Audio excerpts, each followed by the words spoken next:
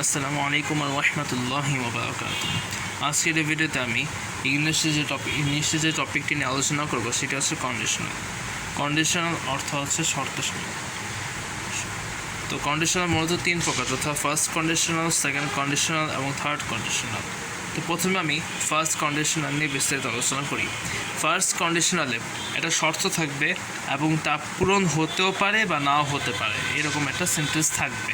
তো ফার্স্ট কন্ডিশনালের স্ট্রাকচারটি হচ্ছে প্রথমে ইফ থাকবে, পরে প্রেজেন্ট টেন্সের একটা সেন্টেন্স থাকবে, তারপরে ফিউচার ইনডিফিনিট টেন্সের ইম্পারেটিভ একটা সেন্টেন্স থাকবে। তাহলে এখানে আছে if you study hard you will shine in life. এখানে ইফ আছে, ইফটা এখানে বসানো হয়েছে। এরপরে এখানে প্রেজেন্ট আছে, সে প্রেজেন্ট অনুসারে এখানে ইউ স্টাডি হার্ড হচ্ছে প্রেজেন্ট ইনডিফিনিট টেন্স। এরপর এখানে ফিউচার ইম্পারেটিভ সেন্টেন্স আছে, এখানে you will shine in life, এটা হচ্ছে ফিউচার ইম্পারেটিভ সেন্টেন্স। আশা করি এটা বুঝতে পেরেছো। এরপরের সেন্টেন্স হলো I will go if you come. আমরা চাইলে কিন্তু এই স্ট্রাকচারটাকে এই পাশে পাশ করে লিখতে পারি। যেমন এখানে যে ইফ ইউ স্টাডি হার্ড ছিল, যে ইফ যুক্ত ক্লজটাকে আমরা চাইলে এই পাশে নিয়ে আসতে পারি। এখানে ইফ ইউ কামটা এখানে এনেছি, আবার আই উইল গোটা এখানে লিখেছি, I will go if you come. তো স্ট্রাকচার অনুসারে ইফ এখানে ছিল, ইফটা এখানে বসানো হয়েছে। পরে এই সেন্টেন্সটা প্রেজেন্ট ইনডিফিনিট টেন্স, এখানে প্রেজেন্ট ইনডিফিনিট টেন্স অনুসারে এখানে ইউ কাম বসানো হয়েছে, এবং এই সেন্টেন্সটা হচ্ছে ফিউচার ইম্পারেটিভ সেন্টেন্স, অর্থাৎ ফিউচার ইনডিফিনিট সেন্টেন্স এবং তা হচ্ছে ইম্পারেটিভ। আশা করি বিষয়টা বুঝতে পেরেছ। এরপর হচ্ছে সেকেন্ড কন্ডিশনাল। সেকেন্ড কন্ডিশনালের সংখ্যাটা হচ্ছে তার শর্ত থাকবে এবং তার পূরণের সম্ভাবনা খুবই কম। তো এখানে সেকেন্ড কন্ডিশনাল স্ট্রাকচারটি হচ্ছে এটা প্রথমে একটা ইফ থাকবে, পরে পাস্ট ইনডিফিনিট একটা সেন্টেন্স থাকবে এবং একটা প্রিন্সিপাল ক্লজ থাকবে।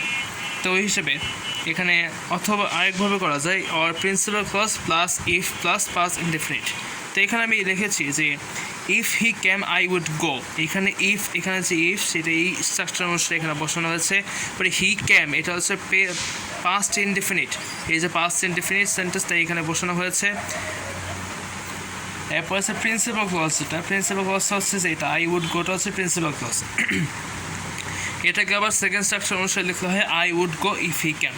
এখানে আই উড গো হচ্ছে প্রিন্সিপাল ক্লজ, ইফ হচ্ছে এখানের ইফ, স্ট্রাকচার ইফ, এবং হি ক্যাম হচ্ছে পাস্ট ইনডিফিনিট। আশা করি এটা বুঝতে পেরেছ। এরপরে যে কন্ডিশনালটি সেটা হচ্ছে থার্ড কন্ডিশনাল অথবা পাস্ট পারফেক্ট কন্ডিশনাল। তো এই কন্ডিশনালে শর্ত থাকবে এবং কাজটা অসম্পূর্ণ অবস্থায় থাকবে।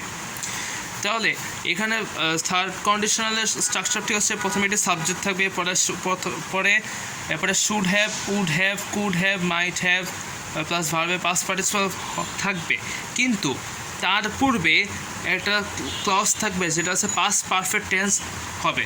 তাহলে এখানে যেহেতু এটা কন্ডিশনাল সেহেতু ফার্স্ট এখানে ইফ বসাতে হবে, পরে এখানে পাস্ট পারফেক্টের একটা সেন্টেন্স বসাতে হবে, আই হ্যাড সিন হিম। এখানে এটা হচ্ছে পাস্ট পারফেক্ট টেন্সের একটা উদাহরণ। এরপর হচ্ছে I would have told him the matter. এখানে সাবজেক্ট এখানে হিসেবে এখানে আই বসেছি, পরে এখানে আমি শুড হ্যাভ, উড হ্যাভের বদলে এই যে অক্সিলারি ভার্বগুলো ছিল সেখানে আমি উড হ্যাভ বসিয়েছি। এরপরে যে বাক্য অংশ হিসেবে আমি টোল্ড হিম দ্য ম্যাটার এটা লিখেছি। এরপর আছে অনেক সময় ইফের পরিবর্তে হ্যাড ব্যবহৃত হয়। যেমন এখানে আসলে if I had seen him, এই পর্বে এখানে আমি হ্যাডটা এখানে এনে দেবো, হ্যাড আই সিন হিম। এখানে একটা জিনিস লক্ষণীয় যে এখানে হ্যাড আই সিন হিম লিখেছে, এখানে এর কারণে এইখানে যে হ্যাডটা আসলে সেই হ্যাডটাই কিন্তু এখানে ইফের পরিবর্তে কাজ করতেছে, সুতরাং এখানে শুধুমাত্র একটাই হ্যাড বসবে। তো আমরা এখানে ইফ আই হ্যাড সিন হিমের বদলে এখানে হ্যাড আই সিন হিম, এরপর I could have told the matter. তো এখানে পরে আমরা কুড হ্যাভ বসিয়েছি, এখানে কুড হ্যাভ অথবা উড হ্যাভ যে কোনো একটা বসালে, তো যে কোনো একটা বসানো যেতে পারে, কিন্তু এই হিসাবে আমি এখানে কুড হ্যাভ বসেছি। এরপর এখানে বাকি অংশ হিসেবে আমি টোল্ড দ্য ম্যাটার লিখেছি। এরপরে হচ্ছে অ্যাডভার্বিয়াল ক্লজ অফ কন্ডিশন অনেক সময় রিলেটিভ প্রোনাউন বা অ্যাডভার্ব দ্বারা শুরু হয়। যেমন what ever happens attend the meeting. এইখানে অ্যাটেন্ডেন্স খেয়াল করতে হবে যে আমরা জানি অ্যাডভার্ব তাদেরকে বলে যারা যে সমস্ত ওয়ার্ড ভার্বকে মডিফাই করে। এখানে অ্যাটেন্ডেন্স খেয়াল করার বিষয় যে হ্যাপেন্স হচ্ছে একটা ভার্ব, এবং এখানে হোয়াট এভার যে শব্দটা সেই শব্দটা কিন্তু হ্যাপেন্সকে মডিফাই করতেছে, সুতরাং এটা একটা অ্যাডভার্ব। আবার তো সুতরাং এটা আমরা বলতে পারি অ্যাডভার্বিয়াল একটা ক্লজ বলতে পারি, এটা একটা অ্যাডভার্বিয়াল ক্লজ আমি বলতে পারি। তাহলে এখানে what ever happens attend the meeting, তো যাই হোক না কেন মিটিংটা তুমি অ্যাটেন্ড করবো, এখানে একটা শর্ত আছে, সেই শর্ত অনুসারে আমাকে কাজ করতে হচ্ছে। এরপরের সেন্টেন্সটি হচ্ছে don't disturb me what ever I do, এখানে কিন্তু হোয়াট এভার দ্বারা কিন্তু এই ডুকে নির্দেশ করতেছে, সুতরাং হোয়াট এভার হচ্ছে অ্যাডভার্ব, সুতরাং এটা একটা অ্যাডভার্বিয়াল ক্লজ। এবং এখানে একটা শর্ত আছে, আমি যাই করি না কেন আমাকে ডিস্টার্ব করবে না, তো এখানে একটা শর্ত প্রয়োগ করা হচ্ছে, সুতরাং এটা একটা কন্ডিশনাল। আমরা বলতে পারি এটা অ্যাজ এটা অ্যাডভার্বিয়াল ক্লজ অফ কন্ডিশন।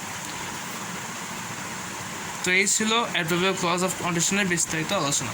তো এই ছিল আজকের কন্ডিশনালের বিস্তারিত আলোচনা। যদি ভিডিওটি ভালো লেগে থাকে অবশ্যই লাইক দিবেন, শেয়ার করবেন এবং আমার চ্যানেল সাবস্ক্রাইব করবেন।